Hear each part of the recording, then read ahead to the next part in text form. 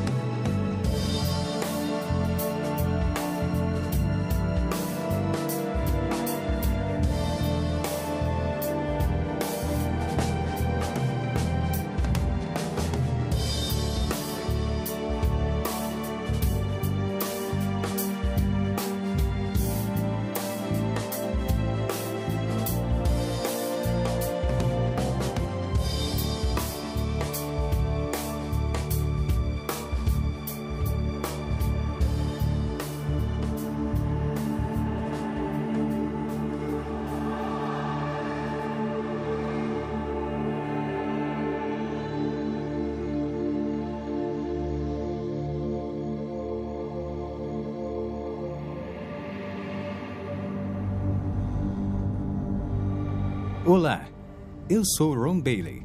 Bem-vindo ao Fenômeno Lázaro, onde buscaremos respostas para os fenômenos mais intrigantes. Existe mesmo vida após a morte? Todo mundo já deve ter feito essa pergunta pelo menos uma vez na vida. Paramos de existir no dia em que damos o último suspiro? Ou haverá algo além disso? Neste programa, nós falaremos com especialistas das áreas médica e científica, assim como com pessoas que foram e voltaram do inferno e vivenciaram um paraíso que nunca imaginaram. Por isso, assistam, se puderem, enquanto estudamos o Fenômeno Lázaro. O Fenômeno Lázaro. De onde nós viemos? Por que estamos aqui? Para onde vamos? A nossa existência na Terra seria apenas uma mera questão do acaso, um ato aleatório de coincidência cósmica? Ou existe realmente outro mundo além do que vemos? Desde o início dos tempos, a maioria das culturas demonstra sua crença na vida após a morte. Os antigos egípcios acreditavam que, ao morrer, eles também fariam uma viagem para outro mundo onde levariam uma nova vida. Por isso, pagavam grandes somas de dinheiro para terem seus corpos devidamente preservados, pois acreditavam que seriam submetidos a um teste do outro lado. Crenças semelhantes podem ser encontradas junto a grandes civilizações da Grécia e de Roma, e em várias culturas longínquas, como a dos Maias, dos Incas, nas Américas Central e do Sul, a Khoisan na África do Sul e os povos aborígenes da Austrália. Mais tarde, em especial na Idade Média, a vida era dominada pelo medo dos demônios e o terror da maldição. Ao longo dos tempos, poetas e escritores interpretaram os ensinamentos de Jesus e o que os autores bíblicos escreveram sobre céu e inferno. Uma história em particular, narrada pelo próprio Jesus, era sobre o homem rico e Lázaro. Havia um homem rico que se vestia de púrpura e de linho fino. E havia um mendigo chamado Lázaro, que se deitara ao seu portão, cheio de chagas, e ansiava comer o que caía da mesa do rico.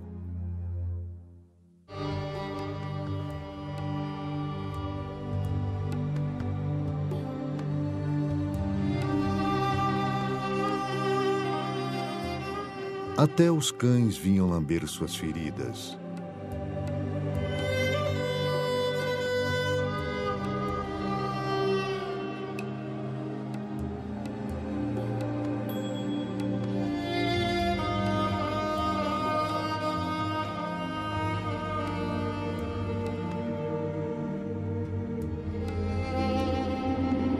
Chegou o dia em que o mendigo morreu, e os anjos o levaram para junto de Abraão.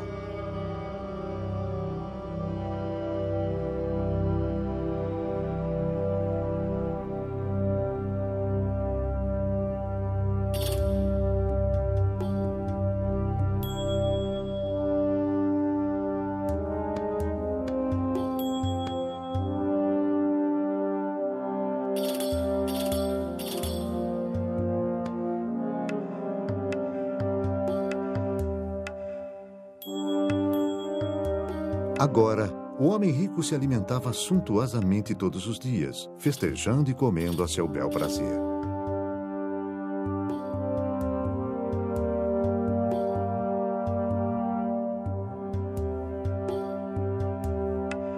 Mas chegou o dia em que o rico também morreu e despertou no Hades.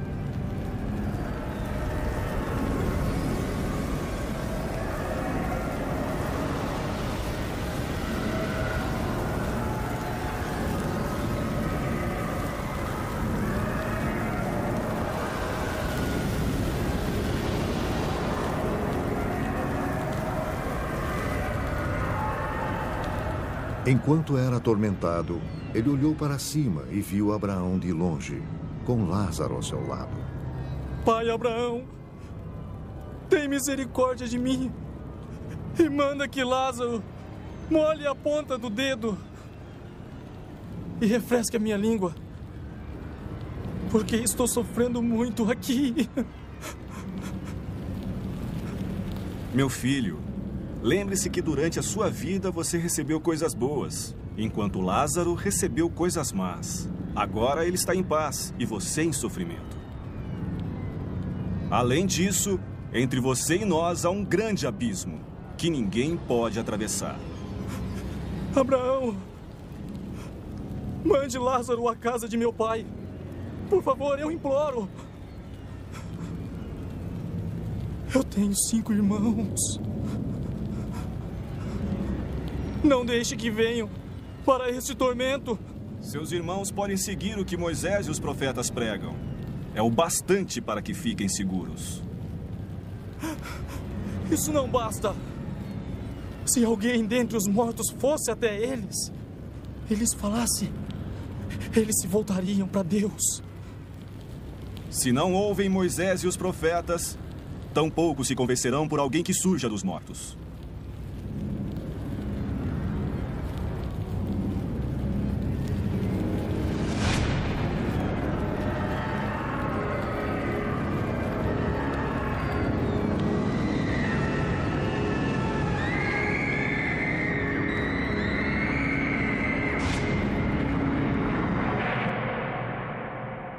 Mas seria esta crença, esse instinto humano aparentemente universal, um mero produto de superstições e doutrinas religiosas? Ou haveria uma evidência científica real para apoiá-la? Atualmente, estudiosos e religiosos estão muito divididos.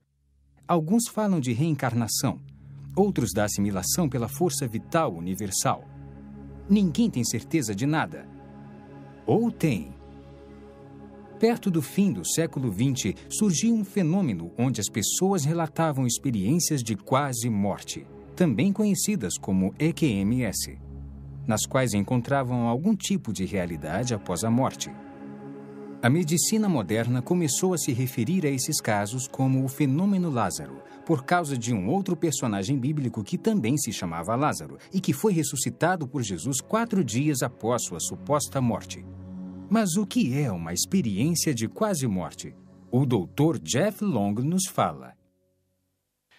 Bem, conforme o termo experiência de quase morte sugere, essas pessoas sofrem um episódio no qual ficam gravemente comprometidas fisicamente. Geralmente é um mal físico que ocorre de repente ou no final de uma doença crônica. As experiências de quase morte são rapidamente associadas à parada da função cardíaca ou da função respiratória, e com muita frequência a ambas. E devido aos 10 segundos depois disso e ao EEG, que mede a atividade elétrica cerebral, fica totalmente plana, é inexplicável do ponto de vista médico que essas pessoas tenham uma experiência consciente. Há muito mais provas de que ocorrem mais coisas nas experiências de quase morte, o que não se explica do ponto de vista médico. Há pessoas cegas, inclusive de nascimento, que têm experiências de quase morte e, para a maioria, são experiências visuais, fato que é totalmente inexplicável do ponto de vista médico. São pessoas cegas cuja primeira experiência na vida em que enxergavam e podiam ver as coisas foi durante a experiência de quase morte. Não há outra explicação para isso. Há inúmeros relatos de pessoas que têm experiência de quase morte onde a consciência se separa do corpo. Por isso, de um ângulo privilegiado de suas consciências, elas conseguem ver e ouvir o que acontece em torno delas, enquanto estão sendo ressuscitadas. Frequentemente, elas conseguem ver com detalhes incríveis tudo o que acontece em volta. De todas as experiências de quase morte que estudei, onde a consciência se separa do corpo e dá para ver eventos do cotidiano, praticamente tudo que descreveram era totalmente plausível. E todas as experiências de quase morte que estudei, ao buscar confirmação do que viram, enquanto a consciência estava separada do corpo, todas as vezes, com exceção de um caso, tudo que viram e ouviram estava totalmente correto. E não há explicação para isso, para a consciência separada do corpo no momento de uma parada cardiopulmonar. Para aqueles que pensam que as experiências de quase morte não são legítimas, gostaria de lembrar que há pelo menos de 12 a 15 milhões de americanos que tiveram uma experiência de quase morte. É um número significativo de uma experiência comum que afeta tanto a vida deles que não importa a causa da experiência de quase morte, nem as ideias sobre por que ela ocorre. Creio que não há dúvida de que, devido ao número de vidas afetadas, faz sentido estudá-la. É um fenômeno incrível e são muitas as implicações oriundas dele. Um dos médicos que vivenciou isto em primeira mão é o Dr. Melvin Morse, do renomado Hospital Infantil de Seattle. A experiência de quase morte é, de fato, a experiência da morte. Todos nós teremos essa experiência quando morrermos. A interpretação da experiência é controversa. No entanto, é um fato científico, e não um sistema de crenças de que teremos essa experiência quando morrermos. Houve 3 principais pesquisas importantes de experiência de quase morte nos últimos 15 anos.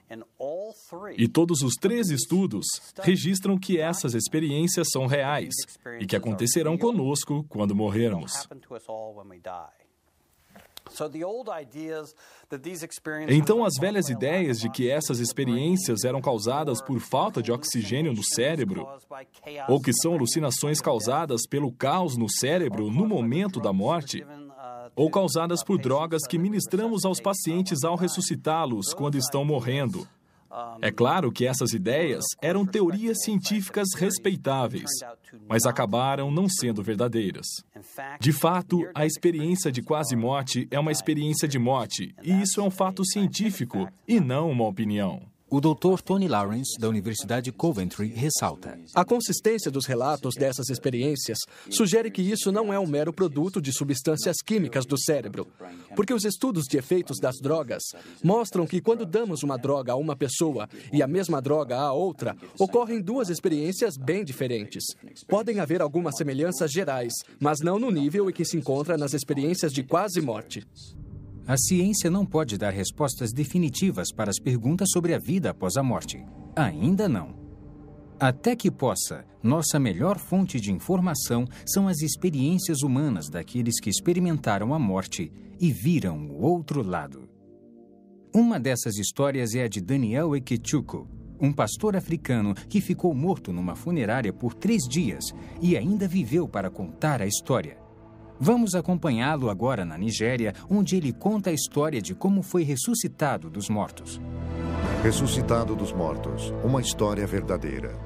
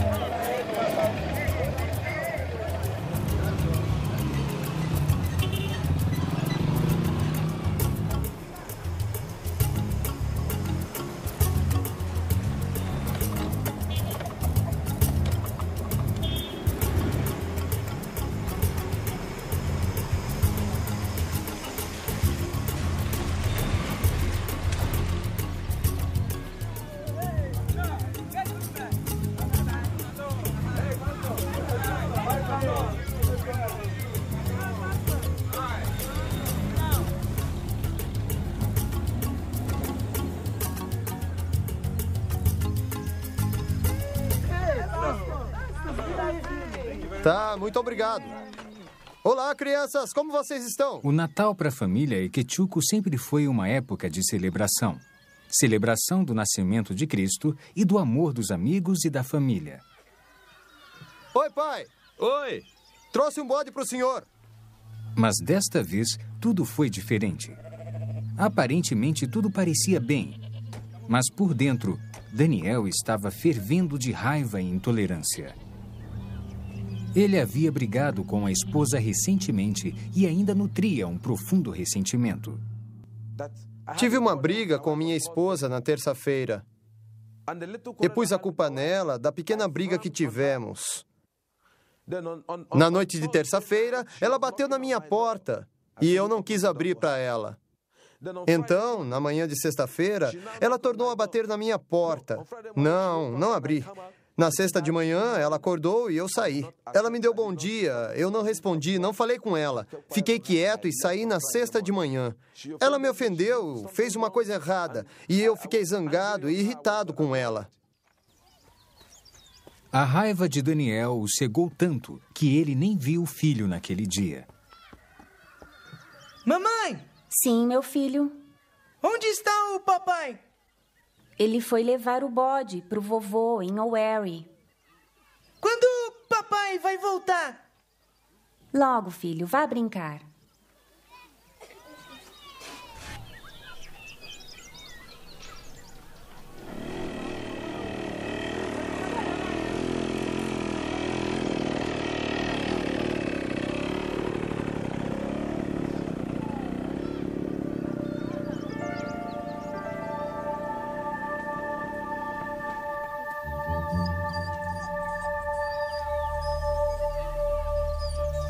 Os pensamentos de Daniel estavam confusos, como se sua mente estivesse em outro lugar.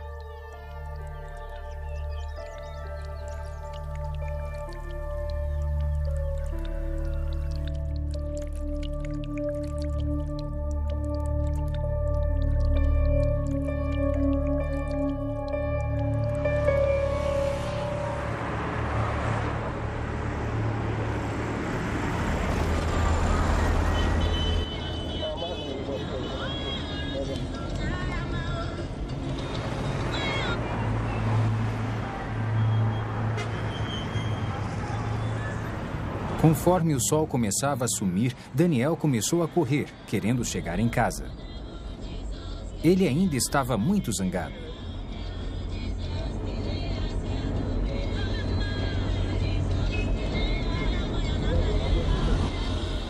As ruas dos subúrbios da Nigéria são vergonhosamente rudimentares. Uma experiência difícil, no mínimo. Daniel sabia que devia dirigir com cuidado. Mas naquele dia, o carro dele parecia meio lento e desregulado. Quando ele descia uma das estradas de terra, tentou pisar no freio. Mas não houve resposta. Daniel começou a bombear o pedal energicamente, mas foi em vão.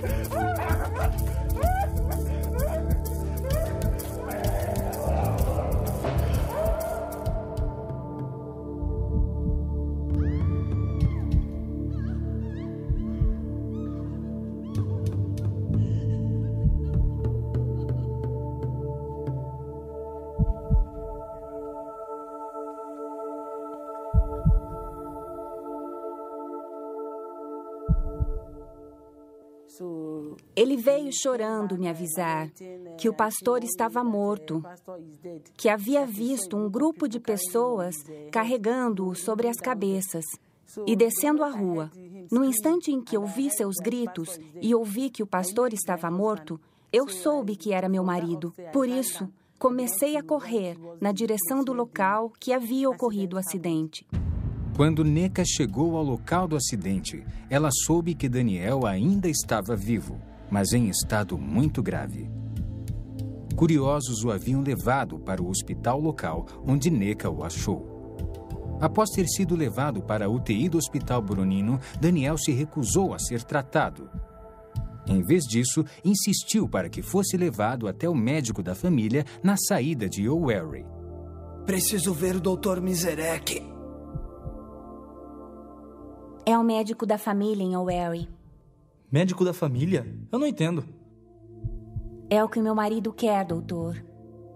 O cirurgião do hospital disse à esposa de Daniel, em termos bem claros, que ele não estava em condições para viajar devido à extensão dos ferimentos. Senhora, ele não está bem. Está confuso agora. Ele precisa ficar aqui. E não está em condições de decidir o que é melhor para ele. Por isso... Mas apesar dos apelos do cirurgião, Neca foi firme. É o que o meu marido quer. Se ele for agora, receio que ele possa morrer. E não posso impedir isso. Eles nos liberaram naquela noite. Me mandaram assinar e disseram que a responsabilidade era minha. Então assinei. Assim, nós o levamos para o médico particular de O'Wary. No caminho, ele me chamou e disse que eu devia cuidar da igreja, do ministério e das crianças. Cuide das crianças e do ministério. Shhh. Não tente falar. Construir uma casa para você. Por favor, não fale. Alguns são chamados mais cedo e vão embora. Quando a ambulância que me levou do hospital com minha esposa estava em alta velocidade para me levar para um hospital melhor, então, de repente, eu tive algumas sensações. Olhei para cima e vi 2 anjos. Quando Daniel viu os 2 anjos, ele quis que sua esposa soubesse. Mas o anjo fez sinal para que ele ficasse em silêncio. Na mesma hora, o poder da fala de Daniel foi arrancado dele. Neca começou a chorar, temendo que Daniel morresse. Os anjos seguraram Daniel pelos ombros e o ergueram para fora da ambulância. De repente, Daniel se viu em outro lugar com um dos anjos. Daniel, tenho muita coisa para lhe mostrar. Quando olhou, Daniel viu um lugar com uma multidão de pessoas reunidas. E a aparência era a mesma que os anjos. A cor delas era de um branco puro e seus corpos pareciam brilhar de radiação. Devido à aparência semelhante, Daniel achou que estava vendo uma reunião de anjos.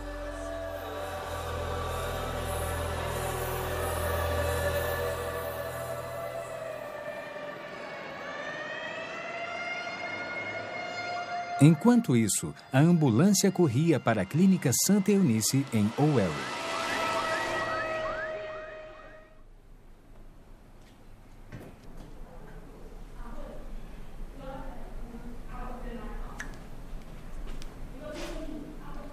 Neca e um amigo da família esperavam com muita ansiedade enquanto o Dr. José Anebunua examinava o paciente.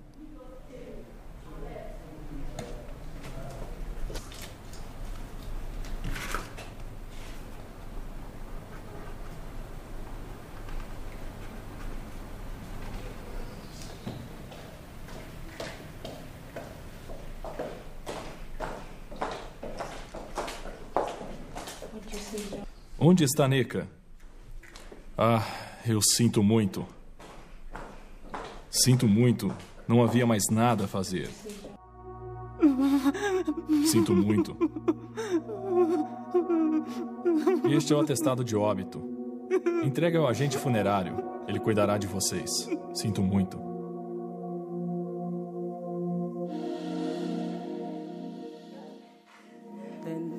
Então, naquele lugar, o médico o examinou e descobriu que ele estava morto e que não estava mais respirando. Tudo havia parado. Devíamos ir embora e levá-lo para a funerária. Eu não pude acreditar. Eu disse não, meu marido não está morto. Ele não pode me deixar assim. Esta não é uma reunião de anjos, Daniel. É uma reunião dos santos.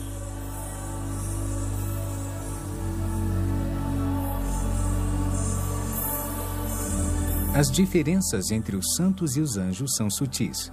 A cor deles é um branco puro, brilhante da cabeça até os pés. Mas a diferença é que os anjos têm asas, enquanto os santos não.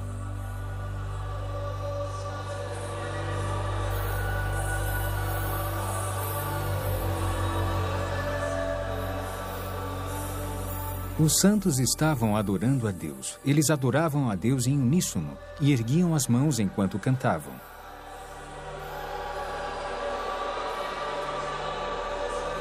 Daniel ouviu o som de muitos instrumentos e não era igual a nada que tivesse ouvido antes. Ele desejou se juntar àquelas pessoas e seguiu em direção a elas, mas o anjo o impediu. Daniel, não vá. Tenho muito para lhe mostrar. Pegue esta pasta e registre tudo o que viu. A multidão que Daniel viu estava olhando para a luz que brilhava como o sol. Era a fonte de toda a luz que havia lá. Era uma luz bem compacta, descendo lá de cima. Agora, estavam todos olhando para aquela luz como se estivessem vendo alguma coisa lá, mas eu não conseguia olhar para aquela luz. Eu não podia olhar para aquela luz porque era muito perigosa para os meus olhos. Por isso tentei me esquivar para olhar para o que eles estavam olhando, mas não consegui ver. Funerária de Owerri, 30 de novembro de 2001. O corpo de Daniel foi levado para a funerária onde Burlington Manio, o agente funerário local, providenciou o enterro. Então vamos começar a embalsamar. Vou precisar de 1000 niras. Depois me traga as luvas, a roupa dele e então prepare um caixão. E me dê 2 dias de intervalo antes de vir buscar. Está tudo bem para você? Era o dia 30 de novembro de 2001. Foi neste dia em que trouxeram o reverendo Daniel Eke. Ele morreu em um acidente. Esse foi o dia. Trazido pelo pai, Sr. Lawrence Eke Ibua.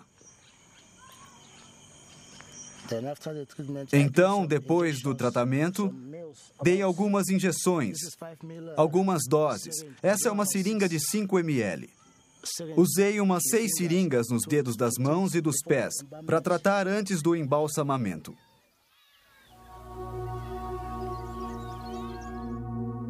O dia 30 de novembro de 2001 foi uma data que ficou marcada para sempre no coração e mente de Neca Ekechukwu. Ela, de fato, se lembra muito bem. Aquele dia foi terrível de aguentar. Eu fiquei chorando. Então, a palavra de Deus apareceu para mim em Hebreus 11, versículo 35. Mulheres que, pela ressurreição, tiveram de volta os seus mortos.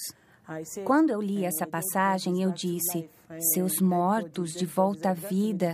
Comecei a meditar tudo sobre a palavra de Deus. Então eu disse, os mortos, meu marido é um dos mortos que ressuscitam. Preciso levá-lo para a vigília de Bonk para que ele ressuscite.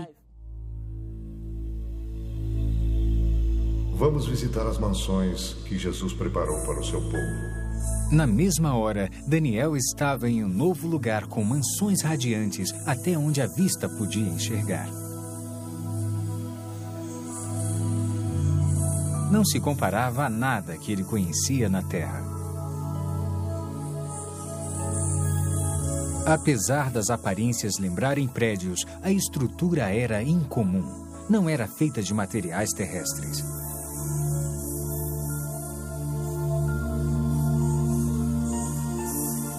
Elas pareciam estar vivas, se movendo.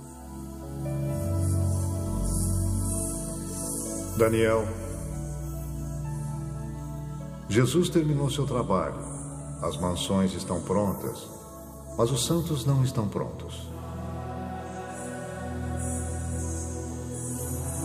Havia um som de linda cantoria e adoração, e parecia vir de toda parte.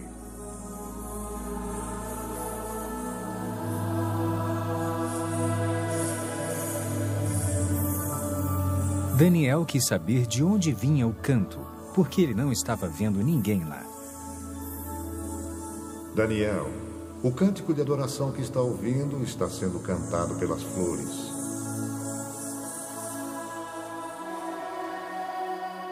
Quando olhou, Daniel viu as flores balançando em resposta à música. Parecia de fato que estavam batendo palmas, gritando e louvando a Deus.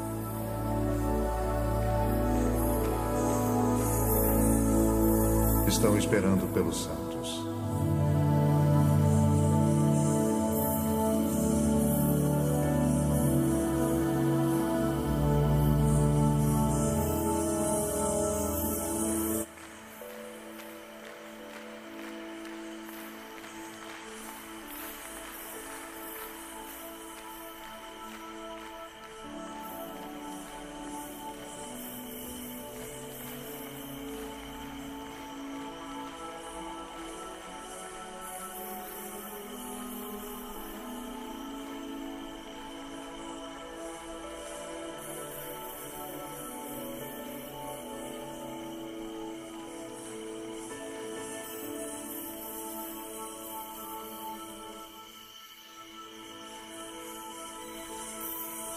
Tudo isso foi em torno de meia-noite, quando eu saí. Comecei a ouvir barulho por aqui. Fiquei imaginando se as pessoas da igreja estavam em vigília ou algo parecido. Continuei ouvindo cantorias, louvores, palmas. Fiquei pensando e decidi vir até a funerária.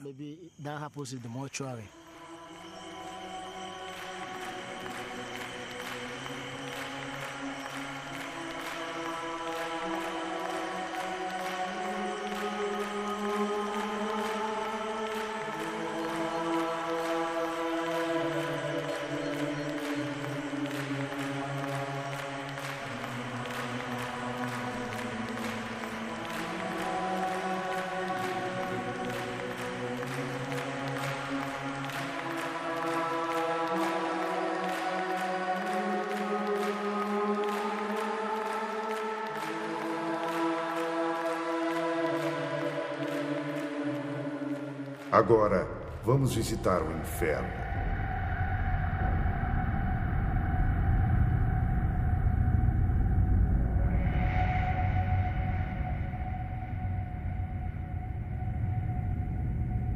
Dá para ver os portões do inferno?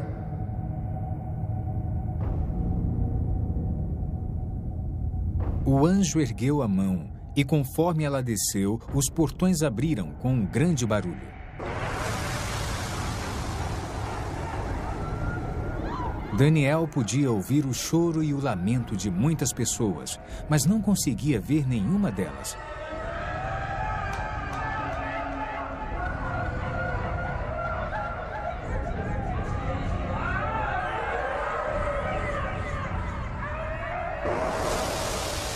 Então uma luz brilhou do corpo do anjo para a escuridão, para que Daniel pudesse ver com mais clareza.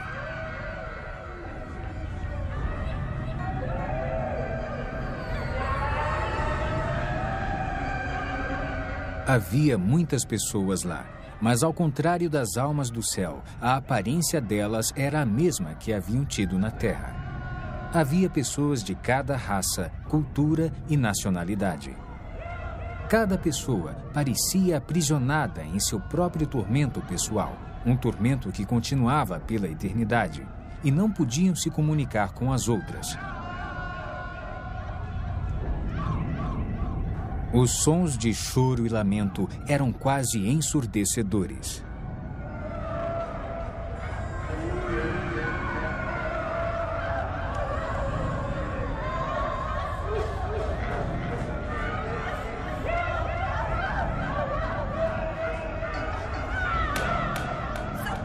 De repente, todos pareceram notar a presença de Daniel e começaram a gritar-lhe pedindo ajuda.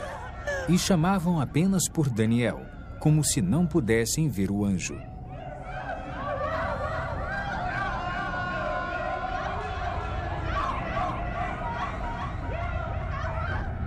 Por favor, me ajude! Sou um pastor!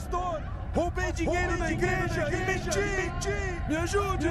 Por favor! Estou pronto para me arrepender! Me ajude! Na mesma hora, depois que o pastor fez aquela declaração, a força que o atormentava pareceu aumentar.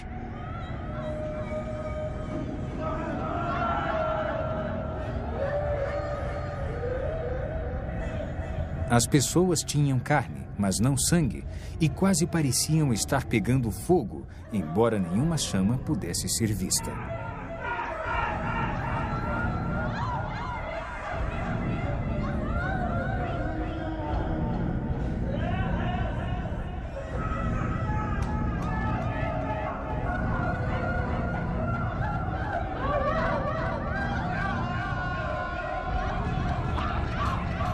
Havia um grupo de pessoas que estava comendo a própria carne. Elas vomitavam o que comiam e a carne crescia de volta. Isso continuava em um ciclo interminável de tormento.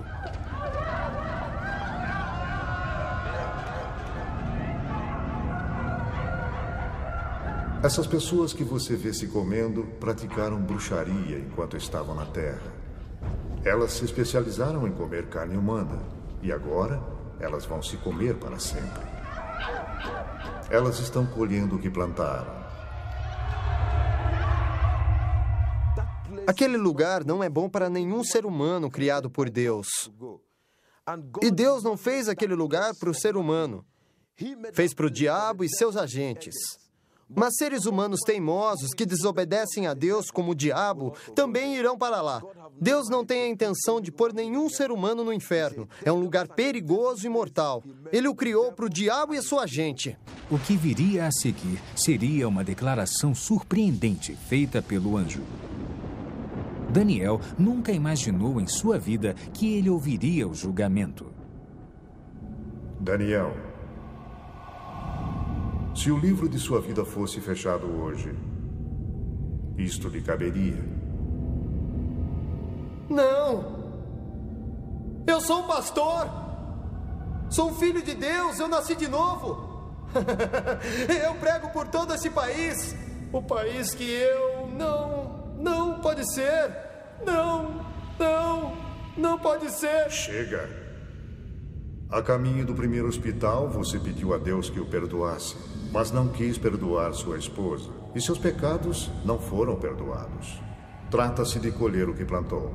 Não pode semear intolerância para com sua esposa e colher o perdão junto a Deus.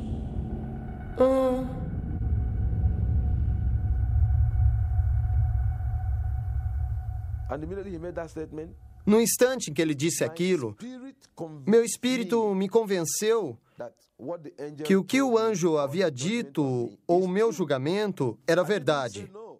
Eu não disse não, porque me lembrei que havia brigado com minha esposa na quinta-feira. E na briga que eu havia tido com ela, eu a havia ofendido. Então, na noite de quinta-feira, ela bateu em minha porta. Não abri a porta para ela. Então, na sexta-feira de manhã, ela bateu de novo em minha porta.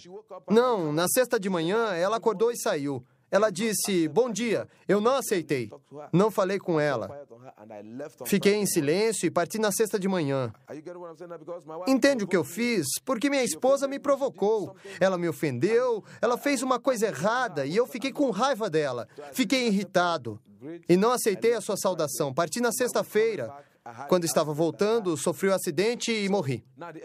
Por isso, o anjo me disse que minha esposa havia me oferecido a paz e eu não a perdoara e me voltei para Deus e pedi que Ele me perdoasse. Ele não me perdoou e eu iria para aquele lugar. Então eu chorei, mas não disse não. Não recusei o julgamento. O julgamento era verdadeiro para mim, porque eu sabia que, no fundo, eu estava zangado com a minha esposa. Eu estava pensando no que fazer com ela. Pensei, minha esposa me esbofeteou, me bateu. O que vou fazer com ela? Fiquei pensando no que eu iria fazer. Por isso, no fundo, eu estava irritado e acredito que Deus estava julgando o meu coração. Ele disse que eu não havia perdoado minha esposa e não estava perdoado. Fiquei chorando, chorando e gritando sem parar. Só dizia, viu como destruía minha alma? Enquanto eu gritava e chorava, eu tive medo, as lágrimas cobriram meu rosto. Entrei em pânico porque aquele lugar não é bom para ninguém. E o modo como estavam as coisas, se Deus quisesse mesmo me mandar para o inferno, nada o impediria. Enquanto nós discutíamos, um grupo de pessoas, milhares de pessoas estavam sendo mandadas para o inferno.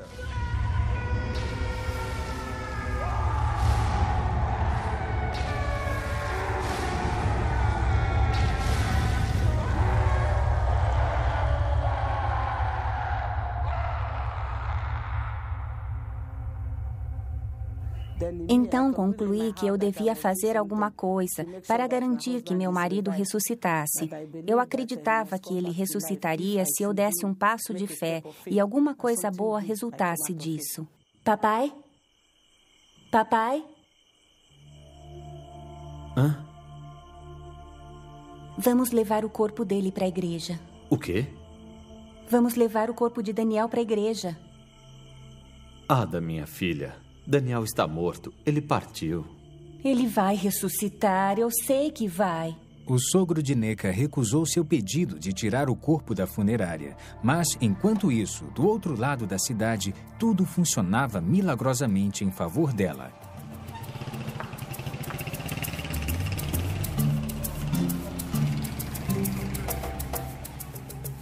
Entre 5:30 e 6 horas, saí de casa para o endereço do pai. E quando perguntei pelo senhor, o senhor Lawrence Eke Bois, então eles me levaram até ele e eu pedi que tirassem o corpo que haviam levado para a minha funerária. Mas eles alegaram que o reverendo havia morrido em um acidente e que estava sangrando muito. Então eu pedi que levassem o corpo. Eu vi alguns sinais. Não sei o que há de errado com o corpo. Eu não quero que me assombre, porque esse trabalho é entediante, é perigoso.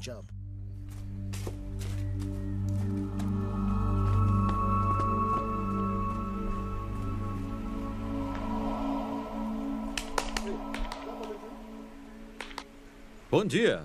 O que o traz aqui tão cedo? Quero aquele corpo fora da minha funerária. Por quê? Por quê? Aconteceram coisas na noite passada. Que coisas? O que aconteceu? Havia música vindo da sala dele. Ah, fique calmo. A música vinha da aldeia que estava festejando. O que isso tem a ver com os mortos? Não é isso. O que exatamente? Eu não sonhei, está bem? Havia música vindo da sala dele. Meu jovem, você bebeu ontem à noite? Eu não bebi nada. Tudo o que eu disse é verdade.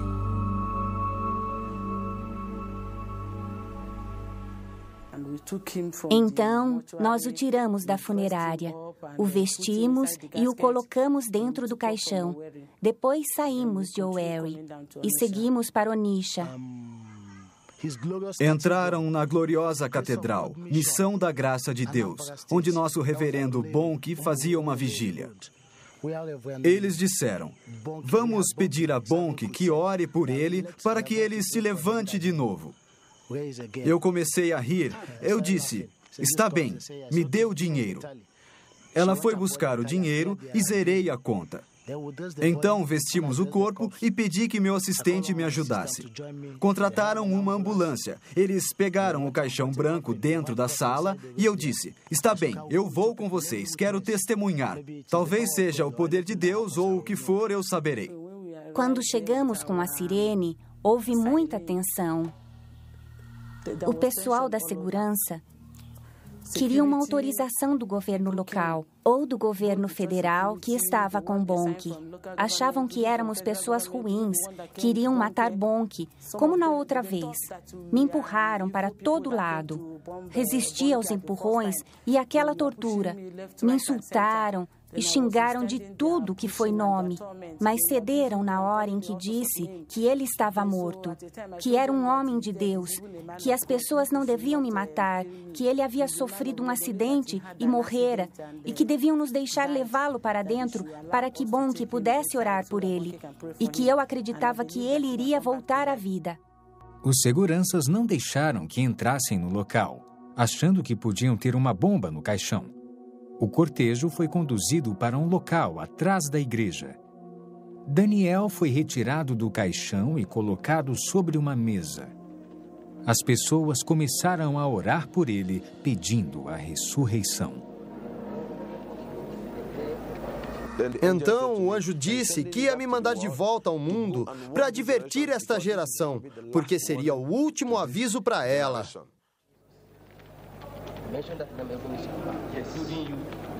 Com as orações, o coração dele começou a bater. A vida voltou em seu coração. Continuamos orando sem parar. Enquanto tudo isso acontecia, ele começou a respirar aos poucos, mas seu corpo ainda estava rijo.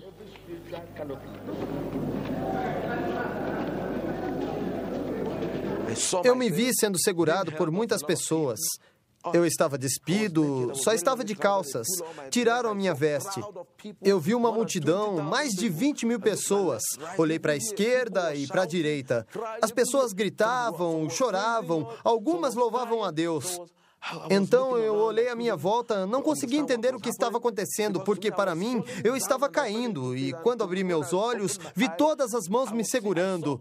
As pessoas que estavam lá disseram que eu dei um pulo. Lá está o caixão. Mas já faz 3 dias que ele está aqui na funerária. É mesmo, 3 dias aqui neste caixão. Não dá para acreditar, eu nunca vi uma coisa dessas. Eu vi a grande catedral, era muito grande, olhei em todas as direções e havia muita gente. Algumas gritavam, outras diziam caixão, outras diziam funerária, outras 3 dias. Eu não entendia o que estava acontecendo, porque para mim não havia se passado mais que 15 minutos. Por isso, não entendia por que estavam dizendo 3 dias. Para mim, não houve dia nem noite, houve apenas aquele momento em que eu vivi.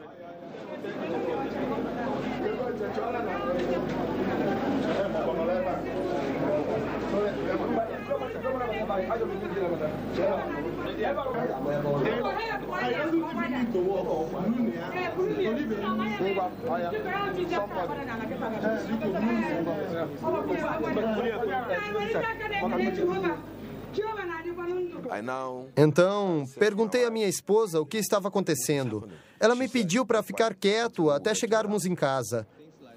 Eles me trouxeram para casa, este lugar com minha esposa. Quando entrei no quarto, era 2 de dezembro. Perguntei à minha esposa o que estava acontecendo.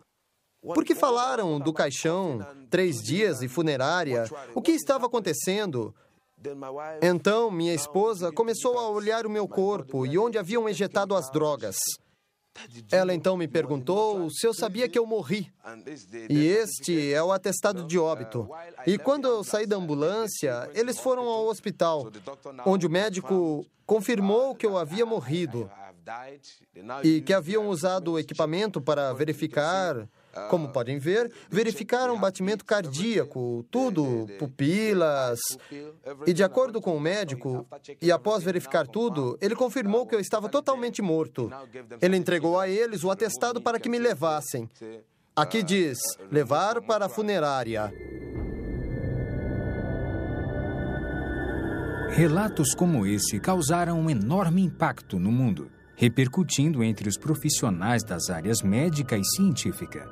No passado, tais eventos eram vistos como alucinações, causados por hormônios produzidos pelo corpo durante um trauma, mas os especialistas não estão tão convencidos.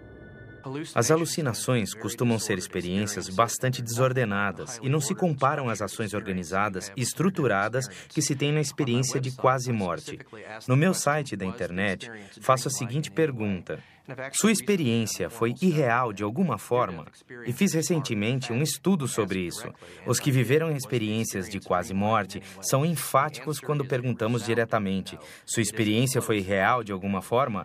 E a resposta é um sonoro não. Nem chega perto de um sonho. Os sonhos saltam um pouco. Não costumam ter ordem nem estrutura. Com frequência, ele termina sem chegar a uma conclusão lógica na sequência dos eventos. Isso não acontece na experiência de quase morte. Ela é altamente estruturada e ordenada. Costuma ter uma parte inicial bem lógica e no final da experiência bem estruturada e ordenada, há um final também ordenado. E é quando a experiência termina. As experiências de quase morte não se parecem em nada com sonhos. Se você teve uma experiência de quase morte assustadora, não há dúvida de que quando tem essa experiência, isto o obriga a olhar para dentro de si mesmo.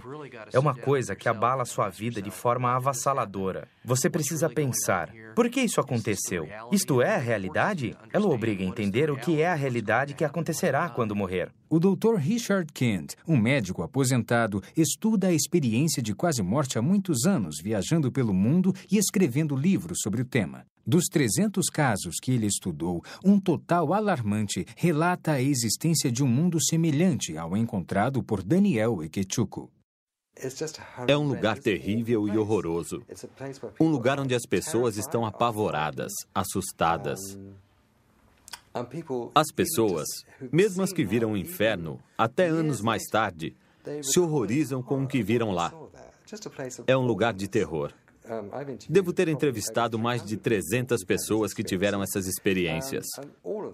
E todas elas mudaram dramaticamente. Suas vidas mudaram com essas experiências de quase morte. Não se pode afirmar isso quanto às alucinações. Estas simplesmente não são experiências transformadoras.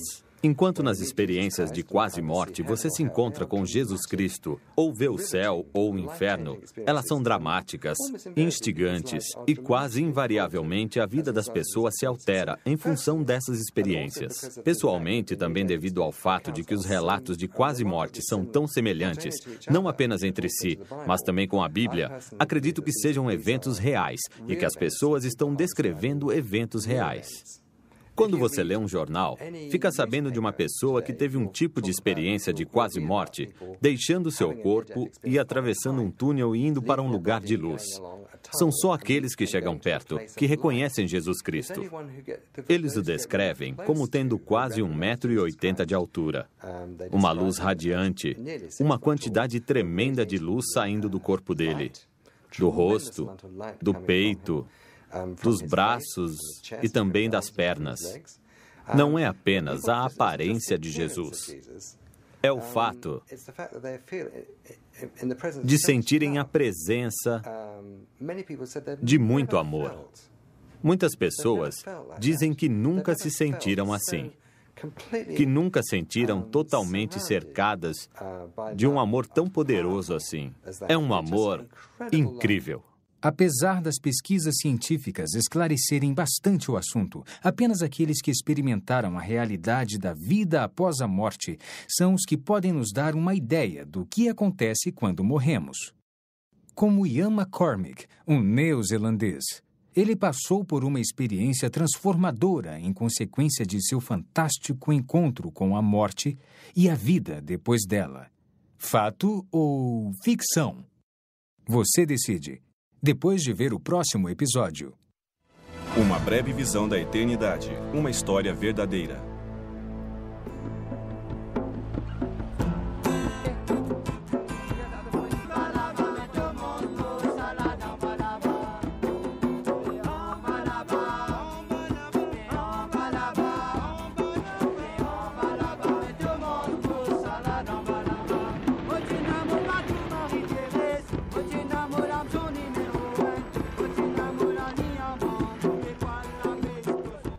Em 1900, creio que no final dos anos 70, vi um filme chamado Alegrias de Verão, que falava de dois garotos californianos com suas pranchas de surf, viajando pelo mundo em busca do verão interminável, nenhum inverno e a onda perfeita. Ele me conquistou e eu pensei, esse sou eu.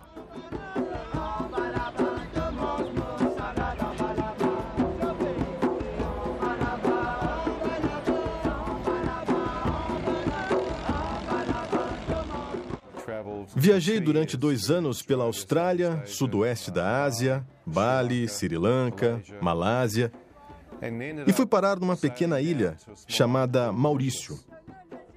Lá havia um ótimo surf e local para mergulhar. Eu surfei e mergulhei e levei a vida dos pescadores crioulos Simone e Daniel, do Dune, num lugar chamado Baía de Tamarim.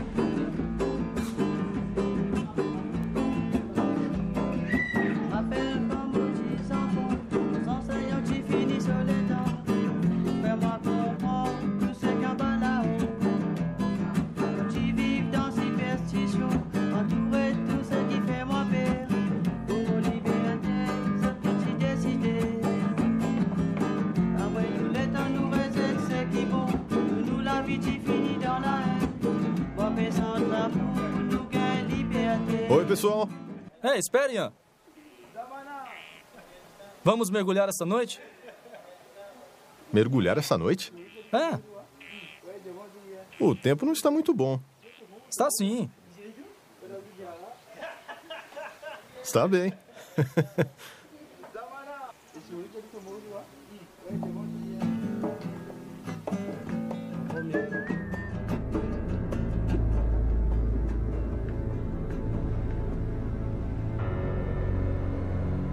Conforme avançávamos, dava para ver o reflexo da luz na água e quando espirrava, a água ficava cintilando. Uma linda noite.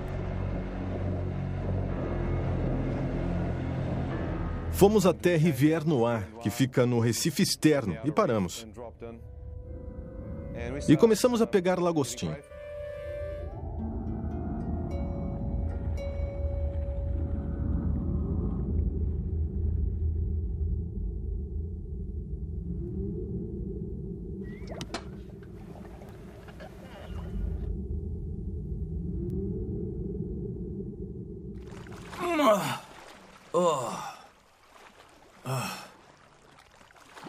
Que bichinho é esse? Se isso é o melhor que se consegue, eu vou voltar para Nova Zelândia. Ei! Ei, não faça isso. Por que não? Vai acordar os tubarões. Não se preocupem.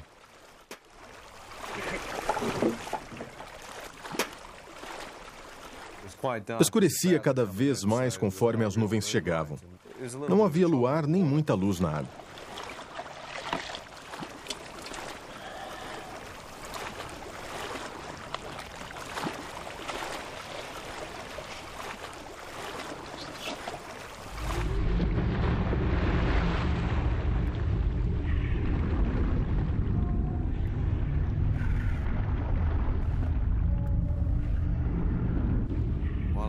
Quando mergulhei na ilha onde aprendi a fazer um mergulho noturno, costumava mergulhar no Recife externo. Enquanto mergulhava, olhei com a lanterna de mergulho para que os caranguejos e os lagostins aparecessem. Com a lanterna, podia cegá-los. E aí era fácil pegá-los.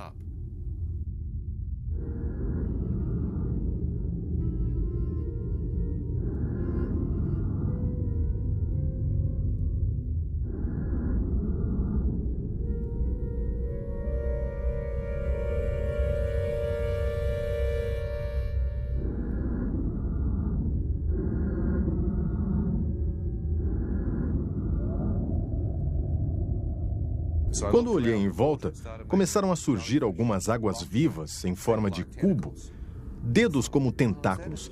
Pensei, isso é uma água viva? Deve ser. Então toquei nela e vi que era. Quando passei nadando, não sabia de que havia tocado possivelmente na mais mortal. Para alguns, a segunda criatura mais mortal que o homem conhece, uma cubozoa. Obviamente, por causa da forma de cubo, era transparente, na forma de um sino com cubo, como um cubo por baixo, um sino com dedos como tentáculos saindo. Na verdade, pensei se tratar de um choco transparente. Era uma água-viva muito diferente. Alguma coisa bateu no meu braço e me picou. E parecia que milhares de volts de eletricidade entravam no meu braço. Isso me sacudiu bastante na água.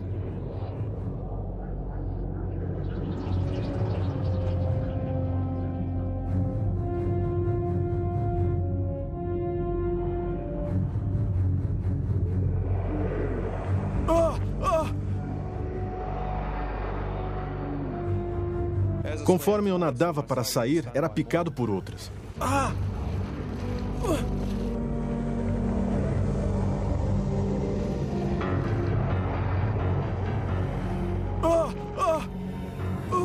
Fui picado uma quarta vez. Ei, o que foi? Ei, Ian, o que foi? O que foi, Ian? Me O que ajudem. aconteceu? Vamos tirá-lo daqui, vamos tirá-lo. Depressa, vamos. Venha, me ajude. Vamos tirá-lo. Vamos. Com mais força, Puxa. pessoal, me ajudem. Rápido, depressa. Vamos tirá-lo daqui.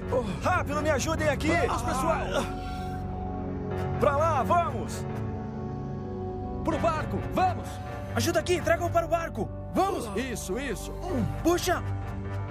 Vamos, suba. Força, vai, agora. Isso aí, Ian, vamos.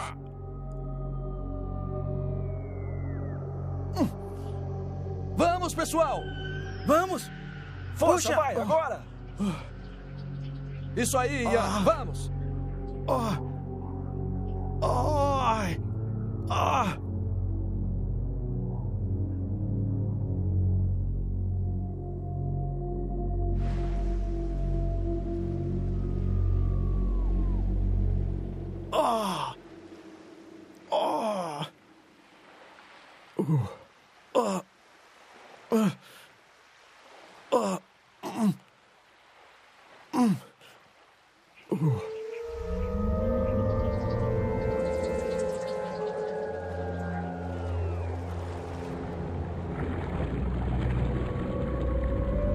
Meu braço direito ficou paralisado e arrastando na água quando fui atingido uma quinta vez.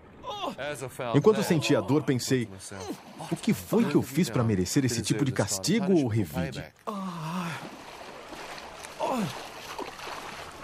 Veio uma avalanche de lembranças de coisas que eu havia feito de errado na vida, e lá estava eu pensando, bem, não adianta pensar nisso. Se mereço ou não, estou morrendo. É melhor tentar me manter lúcido. Enquanto o rapaz me levava pela lagoa, tentei ficar o mais calmo possível, mas senti o veneno indo para os meus rins, como se alguém tivesse me dado um soco nas costas, conforme o veneno avançava pelo lado direito do meu corpo.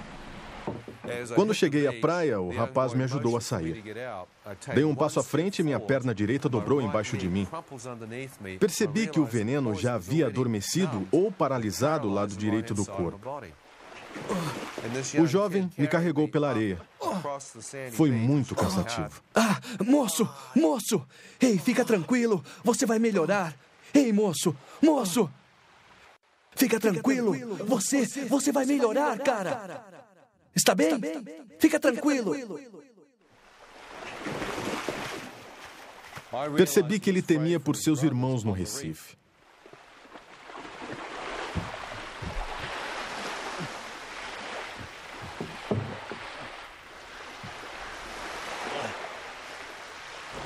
Me deitei no chão. Comecei a me sentir muito fraco e cansado.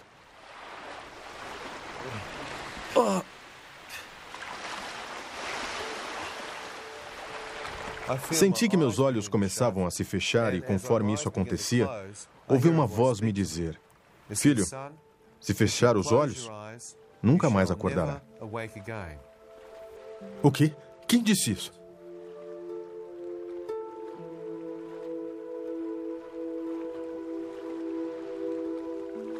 Quando olhei para a direita esperando ver um homem ao meu lado, não havia ninguém lá.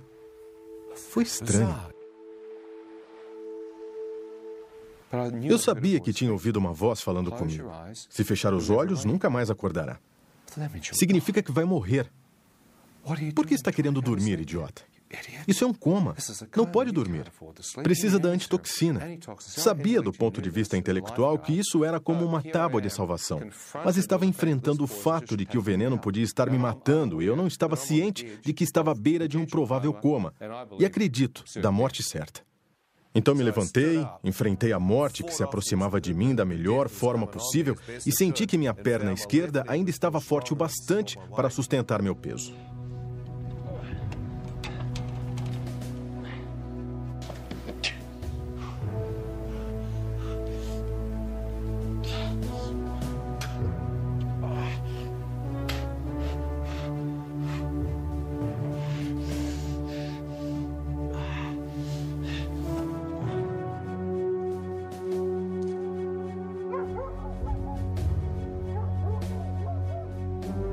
Andei por algum tempo e coloquei meu peso no lado esquerdo do corpo e me encostei na estrada para esperar ajuda.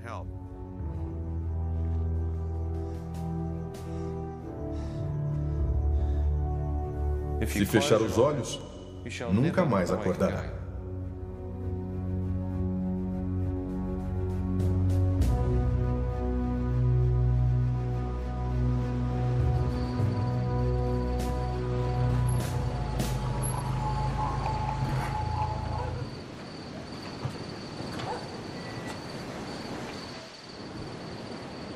Ei! Como vão? Tudo bem? E aí? E aí? Onde estão os clientes? Já acabou? Ei, olha aquele cara! Um surfista bêbado de novo. Ei, me ajudem! Por favor, me levem para o hospital. Você tem dinheiro? Tenho. Eu pago. Quanto você tem? 50, 100 dólares, qualquer coisa.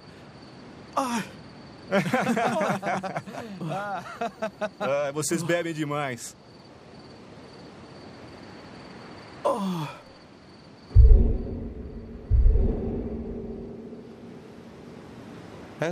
Enquanto se afastavam, acendiam um cigarro, me ignorando. Eu ouvi a voz falando comigo de novo. Ela disse: "Filho, está disposto a implorar por sua vida? Por favor, me ajude. Por favor." Quanto tem aí com você? Eu vou pagar. Eu vou pagar.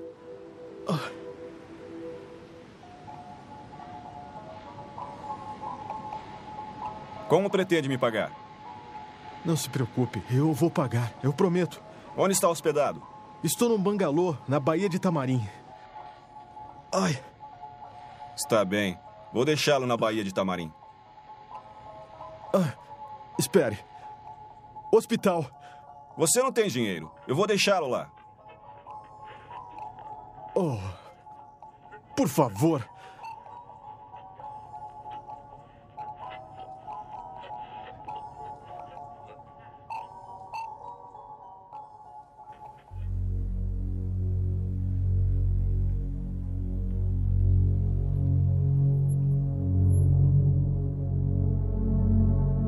Agora me dê o dinheiro. Por favor, me leve para o hospital. Vamos, me dê o dinheiro. Por favor. Cadê o dinheiro? Sai do carro, anda. Não. Por que fez isso Por comigo? favor. Anda, sai do carro. Quando saí do carro, não acreditei no que estava acontecendo. Por favor.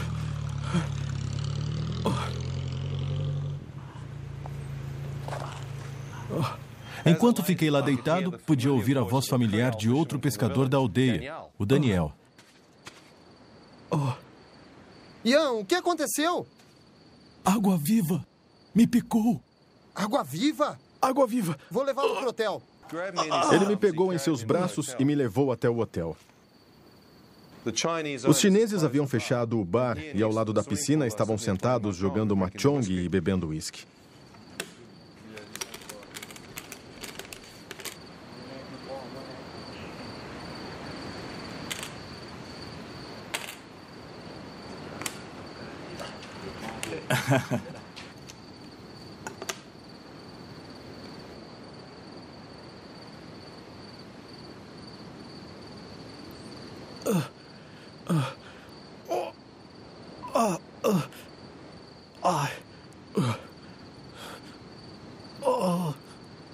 Ei, Branquelo. O que há com você? Está drogado? Não. Foi água-viva. Hospital. Por favor. Preciso ir para o hospital. Hospital. Ei, o que foi? Que rapaz idiota. Por que fica furando o braço com seringas? O quê? Busque algo para ele beber. Estou com frio, por favor. Frio. Preciso de um cobertor. Esses caras pensam que eu sou viciado em drogas e estou quase morto.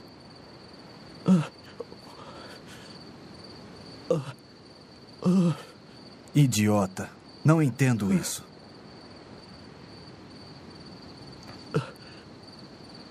Frio. Muito frio. Me ajude.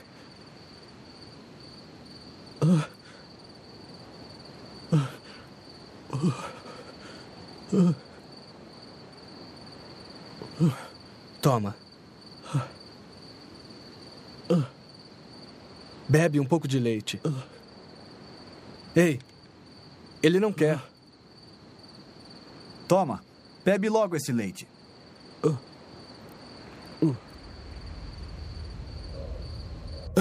Me leva para o hospital no seu carro, por favor. Me leva no seu carro. Não. Fica aí esperando a ambulância se quiser. Ele quer ir no meu carro. Olhei para o outro lado. Sabia que se olhasse para ele, perderia a cabeça. Pensei comigo mesmo, se eu sobreviver a isto, você já era chinês. Ora, eu estava furioso. Olhei para o outro lado, pensando no que ia fazer com ele se eu sobrevivesse. E vi Daniel surgindo de repente, correndo em minha direção. Para minha surpresa, uma ambulância estava chegando no estacionamento. Depressa, andem. Foi picado por uma água-viva. Vamos logo. Como? Água-viva? Está tudo bem, Ian. Tudo bem. Não se preocupe, não se preocupe. Você vai ficar bem.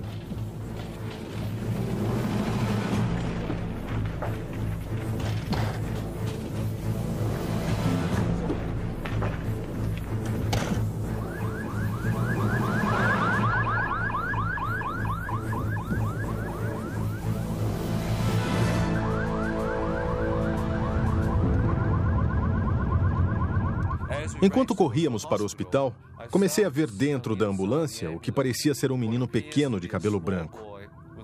Eu vi trechos da vida de um menino com cabelo cor de neve e então percebi que estava olhando para mim. Eram trechos da minha própria vida. Será que estou tão perto assim? Com a mente fiz uma conferência mental dos meus sinais vitais. Minha mente indicou que eu estava bem perto da morte. Enquanto estava lá deitado, pensei... Bem, posso estar bem perto da morte. Posso não conseguir. Enquanto estava ali deitado, sem saber o que fazer, vi aparecer diante de mim uma visão clara da minha mãe. Ela olhava direto nos meus olhos. Ela disse o seguinte: Ian, não importa o que você fez na vida, filho. Não importa quão longe esteja de Deus. Se você chamar Deus de coração, Ele o ouvirá e o perdoará. Pensei, se houver um Deus, qual é? Já havia visto milhares. Havia viajado pela Ásia, em Sri Lanka, Borá, Baturi. Havia estado em tantos lugares diferentes e fiquei lá deitado pensando. Deus, se você é real, apareça. Costumava dizer, só rezo se conseguir ver Deus. Enquanto estava deitado, pensei, apareça que eu rezarei. Nenhum rosto apareceu. Minha mãe continuou dizendo, ore de todo o coração. Deus, se você existe... Se isto é real, me ajude a orar. Me ajude a rezar a única oração que aprendi. Me ajude a lembrar o Pai Nosso.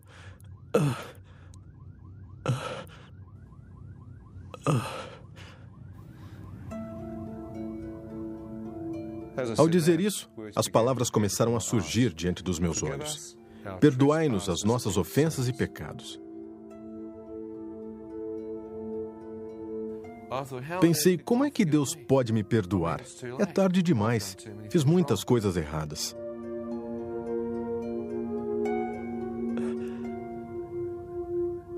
Deus, se você existe e pode me ouvir, por favor, me perdoe.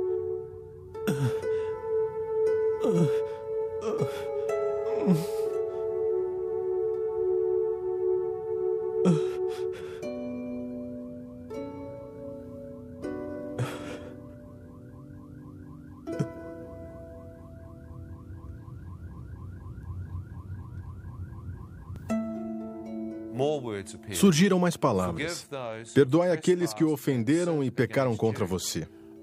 Achei que era para perdoar outras pessoas. Posso fazer isso. Não sou uma pessoa vingativa por natureza. Deus, posso perdoar qualquer um. Não importa o que me fez. Perdoa aqueles que pecaram contra mim. Quando eu disse isso, o rosto do taxista indiano apareceu na minha frente. Mas o que esse homem está fazendo aqui? A voz disse: perdoa este homem por tê-lo expulsado de seu táxi e o deixado para morrer na beira da estrada? Não, deve estar brincando. Como perdoá-lo? Estava furioso com aquele sujeito e no instante seguinte o rosto do chinês apareceu na minha frente. Mas o que ele está fazendo aqui? A voz disse: perdoa este homem por não levá-lo de carro esta noite e deixando-o para morrer no hotel? Não. Conforme eu via esses dois rostos, pensava, mas o que está havendo? Isso não é uma oração estúpida qualquer. Eu podia estar falando com alguém que poderia ser Deus. Na verdade, essa voz estava personalizando essa oração para mim.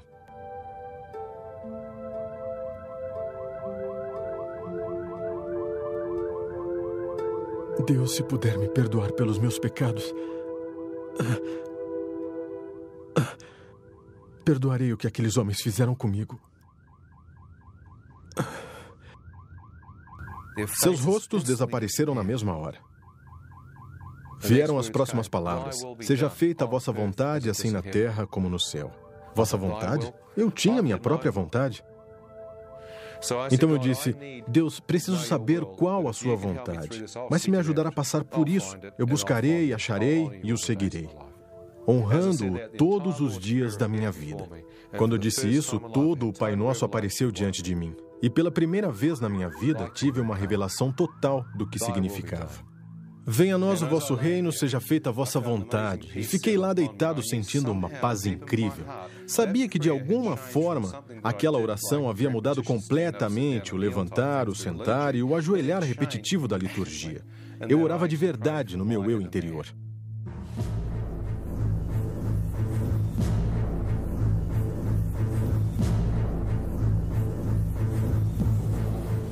O que houve? O que ele tem? Picado. Água viva. Água viva? Senhor, consegue me ouvir? Enfermeira, busque a antitoxina. Vamos, vamos, depressa.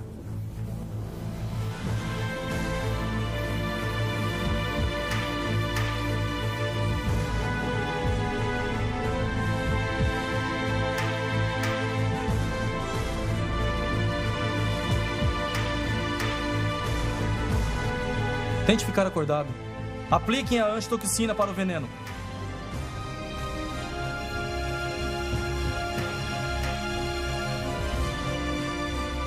Doutor, não consigo achar a veia. Deixa eu ver. Vamos, faça assim. Dê uns tapinhas.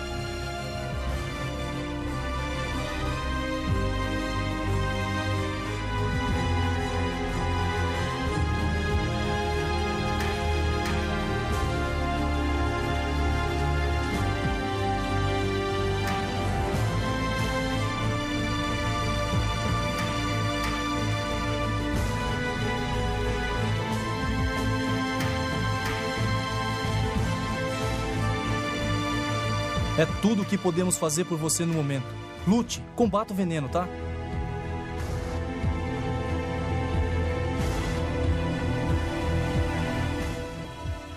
E pude me sentir indo embora.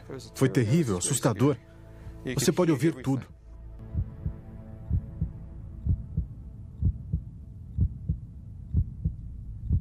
Enquanto estava lá deitado e ouvia os médicos à minha volta com enfermeiras e enfermeiros, senti que era muito difícil manter os olhos abertos. Eu não conseguia mantê-los abertos. Eu me lembro de fechá-los e pensar, vou descansar por alguns instantes e então tentarei de novo.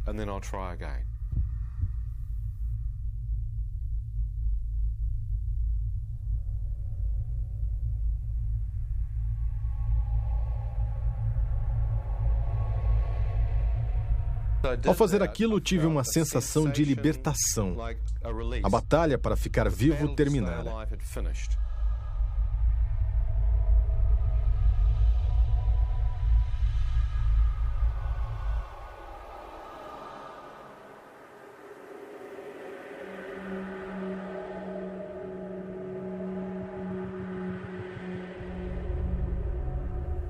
De repente, me vi de pé, bem acordado. Sabia que estava acordado. O problema é que estava totalmente escuro. Pensei, por que os médicos apagaram as luzes? Que espécie de hospital é este? Enquanto eu estava ali pensando por quanto tempo ficara dormindo enquanto as luzes se apagaram, pensei, não tenha medo. Deixe seus olhos se acostumarem com o escuro. Talvez tenha acordado muito rápido. Fiquei olhando e pensando que minhas pupilas haviam dilatado. Não havia luz. Não conseguia ver nada. Estava tudo preto, como um quarto escuro. Pensei, tudo bem, deve haver uma luz aqui em algum lugar. Então me virei 360 graus tentando ver se havia alguma luz. Não conseguia ver nada. Quando fui para a direita, não conseguia achar a parede. Pensei, estranho, me mudaram de quarto? Então comecei a recuar para a esquerda, tateando em busca da minha cama. Não achei, pensei. Que idiota, perdeu sua cama. Como conseguiu fazer isso? Então continuei tateando, tentando achar minha cama. O pensamento seguinte foi que estava tão escuro ali que não dava para ver a mão na frente do rosto. Então levei minha mão na direção de onde meu rosto deveria estar e ela parecia passar direto, como se não houvesse uma forma física ali. Pensei, é impossível. Não pode perder a cabeça. Procurei o meu corpo físico, absolutamente nada. Mas o que está acontecendo? É como se tivesse saído da minha forma física, como se fosse transparente, e ainda tenho a sensação de ser um ser humano completo ali de pé. Ian, eu mesmo, pareço estar ali de pé. O que aconteceu? Enquanto estava lá de pé, comecei a sentir alguma coisa à minha direita olhando para mim. Na minha frente senti olhos invisíveis, alguma coisa ou alguém me examinando. A escuridão tinha uma presença diabólica. Um mal assustador, transgressor, imperava na atmosfera.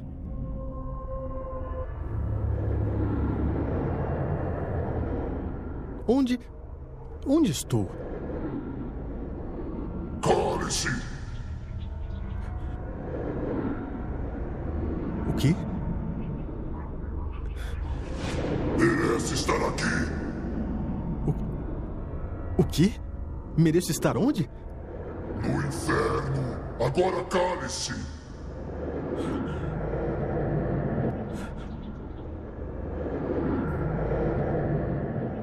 Enquanto estava ali, vendo que poderia estar mesmo no inferno, um facho de luz radiante invadiu a escuridão acima de mim. Quando a luz tocou o meu rosto, senti uma incrível presença me envolver e todo o meu corpo parecia se elevar do chão e ser transportado para essa luz radiante. Enquanto estava sendo levado por ela, pude ver que ela vinha de uma forma circular bem acima de mim. Senti um rastro de poeira sendo arrastado em direção a essa luz. Enquanto era levado em direção a ela, pensei, isto é real? Olhei para trás, por cima do meu ombro, e bem abaixo de mim, pude ver a escuridão. Ainda sem entender o que era aquela luz, comecei a me mover em direção à abertura, entrando nela. Ao ser arrastado pela abertura, pude ver que havia um túnel. E olhando toda a dimensão dele, pude ver a fonte da radiação. O primeiro pensamento foi que era o centro do universo. Olha só essa luz. Que poder emanando dela. Ao ser levado em direção a ela, observei uma onda de radiação saindo. E essa onda de luz que saiu da fonte me tocou. E me senti aquecido, confortado. Todo medo e escuridão pareciam ter saído e senti uma luz viva se apoderar de mim. Feixes de radiação vinham do centro, como um fogo branco, uma radiação fantástica da parte central. De lá, vi a luz brilhante abrindo caminho. Pensei, até as estrelas e as constelações do universo devem obter sua fonte de energia a partir deste ponto focal. Que luz seria aquela? Haveria alguém lá dentro, cercado por aquela radiação? Enquanto eu questionava a respeito, uma voz falou comigo do centro da luz. Assim que ouvi a voz dele, vi que era a mesma que havia falado comigo na ambulância, ao me dizer o Pai Nosso e para perdoá-los. Então eu estava mais tranquilo. E ele disse, Ian, você deseja voltar? Se deseja voltar, você deve ver sob uma nova luz. As palavras surgiram diante dos meus olhos. Deus é luz. E nele não há escuridão. Pensei, Deus é luz. Será que aquele era Deus? Então não havia mais nenhuma escuridão. Eu acabava de vir da escuridão. Quem quer que fosse esse ser estava totalmente separado da escuridão. Não vi sombra, não vi mal, apenas uma pura radiação branca e ele sabia meu nome. Será que eu estava na presença de Deus e falando com ele? Pensei, se for, ele é capaz de ver meu espírito totalmente nu. Ele pode ver tudo.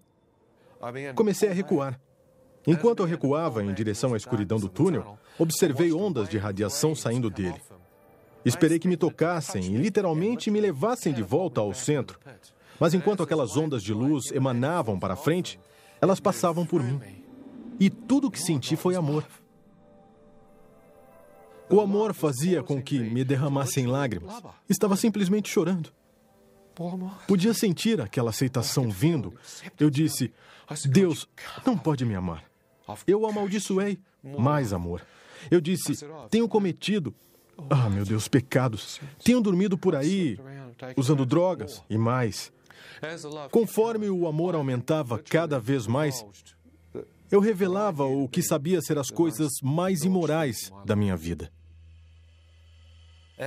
Quando a luz se abriu, vi que bem no centro havia os pés descalços de um homem. Em torno dos tornozelos, uma veste branca ofuscante. Ela não era de tecido, mas de luz. Depois de ver aquilo, comecei a levantar o rosto e ver o peito do homem e seus braços estavam esticados, com a veste branca ofuscante, como se me recebesse. Quando olhei, eu soube que estava diante de Deus. Foi uma...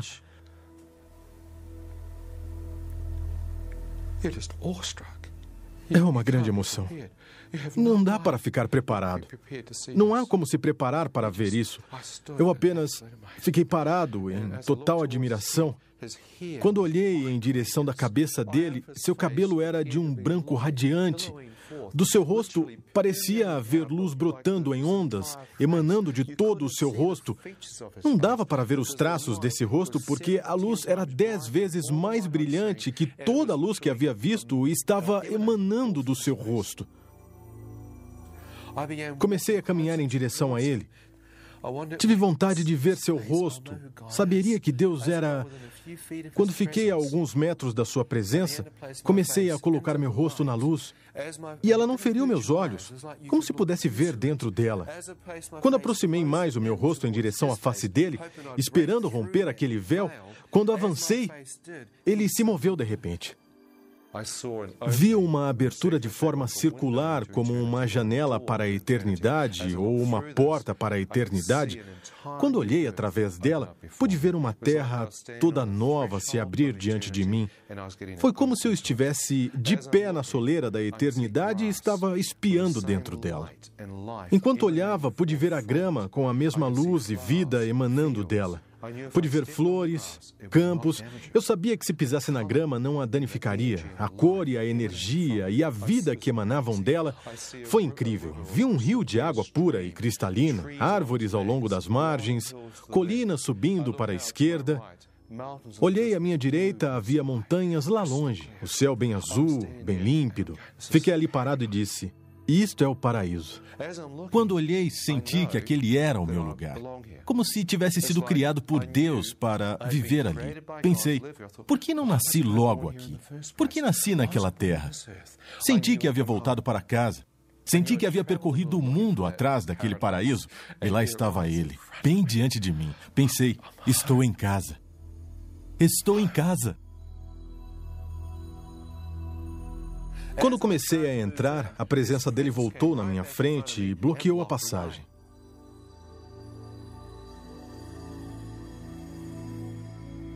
Ele me fez a pergunta, Ian, agora que você viu, você deseja entrar ou deseja voltar? Deus, eu não sou casado, não tenho filhos. Não há motivo algum para eu voltar. Eu não quero voltar.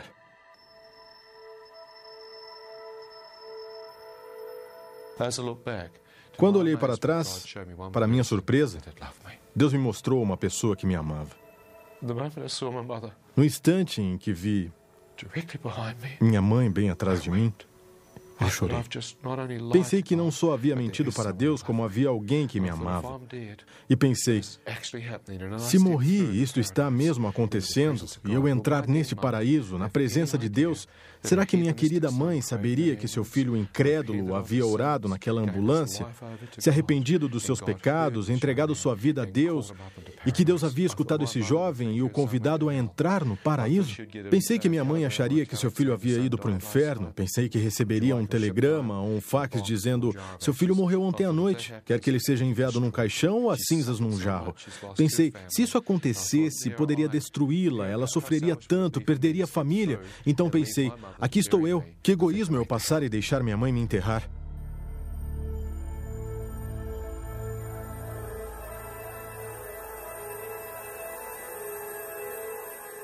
Eu quero voltar.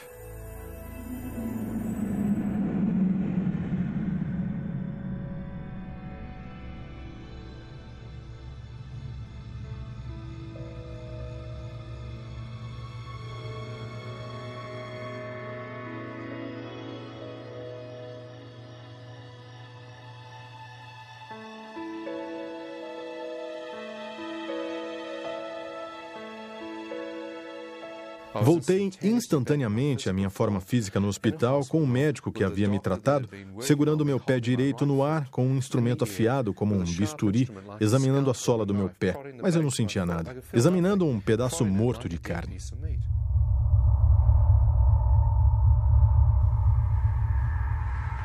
Enfermeira! Ouvi a voz de Deus interrompendo o meu pensamento. Ele disse, filho, eu lhe devolvi a vida. O quê? Acabo de ver Deus? O que houve aqui? Senti uma vibração de força passar por mim.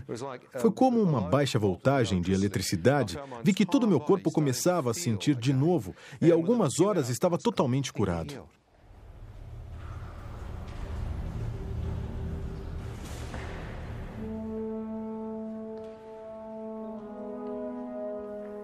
Perguntei, Deus, o que me tornei? Ele disse, você nasceu de novo.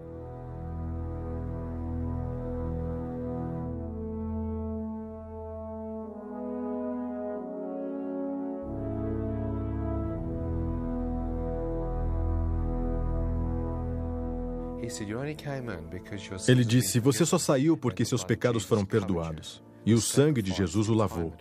O sacrifício de Jesus Cristo redimiu seus pecados. Ao sair de sua presença, você se tornou branco como a neve. Eu disse que ele chegou para o lado. Ele disse, segundo Pedro, capítulo 3, versículos de 10 a 18. Deus criou um novo céu e uma nova terra para aqueles que o amam. Ele disse, toda esta terra morrerá, este corpo morrerá. Mas Deus disse, estar ausente do corpo é estar presente com o Senhor. Estar ausente do corpo é estar presente com o Senhor. Morte, onde está o teu aguilhão? A morte foi tragada. Como? Pelo poder da ressurreição de Jesus. O aguilhão da morte é o pecado, mas o dom gratuito de Deus é para aqueles que se arrependem de seus pecados. Seus pecados serão perdoados e eles terão vida eterna. Viver é Cristo, morrer é lucro. Quem eu tenho além do Senhor? Ele disse: uma nova terra e um novo céu, e uma nova Jerusalém descerá do novo céu sobre a nova terra, e não haverá mais doenças, nem sofrimento, nem morte, nem guerra, e nós habitaremos com ele por toda a eternidade. E há um rio de vida jorrando do trono de Deus, e aqueles que beberem dele terão a vida eterna. Sabe, é muito fácil mesmo ir para o céu. A Bíblia fala em nascer de novo, receber Jesus em seu coração, receber o Espírito Santo no coração e simplesmente virar uma nova criação. Essas são palavras técnicas, mas é mesmo muito simples. Você só precisa fazer uma pequena oração para o Senhor, pedindo que Ele entre em sua vida, aceitá-lo como Senhor e que Ele morreu por nós. E então, você irá para o céu. É simples assim. Jesus disse que você pode se converter. Na Bíblia, diz que podemos ser salvos. Jesus falou em nascer de novo. Isso aconteceu comigo há 26 anos e mudou a minha vida na época. Mas falando com todas essas pessoas que estiveram no céu e outras que estiveram no inferno, houve um tremendo impacto sobre mim. Mudou totalmente a minha vida e da minha esposa. Durante meio ano estamos viajando, falando com as pessoas sobre o céu e o inferno. E é para falar com elas sobre o inferno que eu viajo por muitos países mundo afora. Porque creio que as pessoas devem saber que há um lugar a evitar. Pense bem, havia 2 ladrões na cruz. Um riu de Jesus e está no inferno. O outro fez uma breve oração e está no céu. É uma grande diferença. Talvez os mais convincentes de todos e únicas evidências verdadeiras tenham sido os relatos da vida real. Histórias como a de Daniel Ekechuko, que vimos hoje, e a de Ian McCormick mudaram para sempre nossa ideia da morte e da vida depois dela. Deus, demônios, um reino das trevas, um reino de luz. Fato ou ficção? É você quem decide. E não importa qual seja a escolha, baseada no que você viu, uma coisa está bem clara: o que nós fazemos na Terra ecoará por toda a eternidade. Eu sou Ron Bailey. Muito obrigado por assistir ao Fenômeno Lázaro.